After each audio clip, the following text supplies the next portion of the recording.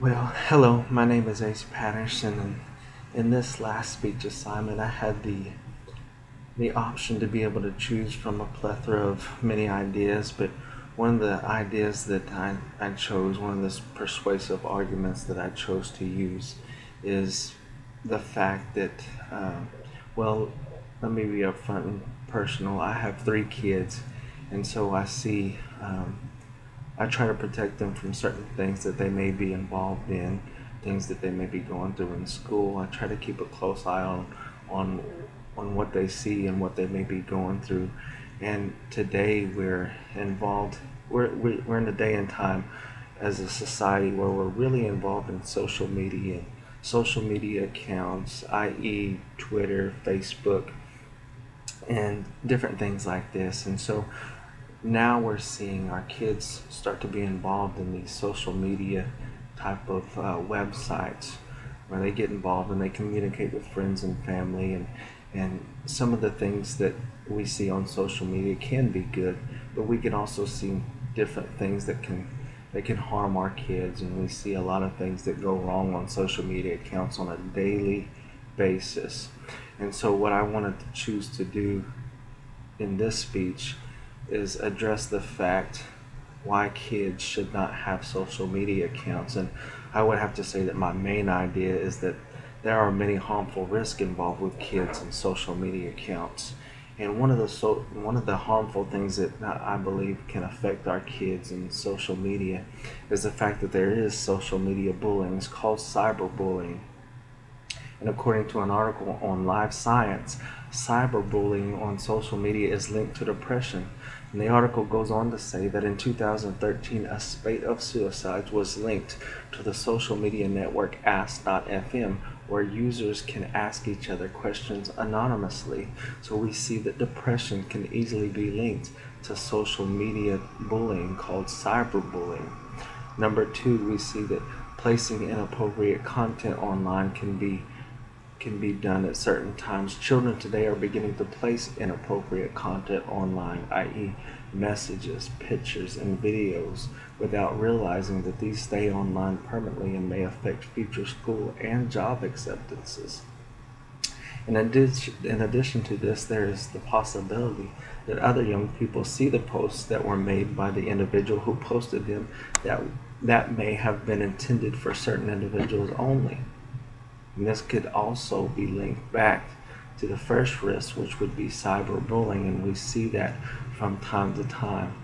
And one of the third things that I want to address is the fact that we see social media beginning to affect the family on such a level of the lack of family communication. Now it doesn't matter where you go today. You can go to restaurants, you can go to the doctor's office, you can have even family events that are set aside where you want to spend time with family, Thanksgiving, Christmas, different things like this.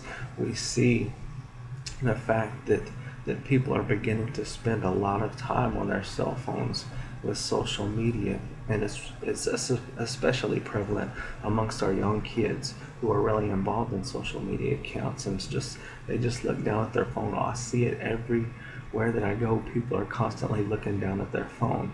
And according to a survey of 4,000 parents conducted by the internet security company ADG, they found that 11 years old was the age that most would allow their children to enter the world of social media. And there's a debate about whether to include internet addiction disorder as a diagnosis in the next edition of the Diagnostic and Statistical Manual of Mental Disorders, the Bible of Psychiatric Diagnosis. According to Dr. Kimberly Young, director of the Center of Internet Addiction Recovery in the U.S., believed that an impulse control disorder, internet addiction disorder, is most akin to a gambling addiction. Now, we can't get away from the fact that there are also many benefits of social media. And although it is a good place for kids to communicate with their friends and family, it may be better to wait until they are mature enough to be able to handle some of these situations that occur on social media. Another benefit that social media can be used for is the ability to be able to witness to friends and family, to tell people about Jesus, to tell people about the love of Jesus. And even in that, we can see that a lot of times you'll find out that there are a lot of critics from whatever you say, whether that be witness and whether that be just speaking your mind about certain things that's on your mind. We can see that there are critics out there, and there's always somebody seemingly waiting to attack the things that you say, and especially when you have something to say about God or something to say about Jesus. They're waiting to criticize anything that people say about Jesus.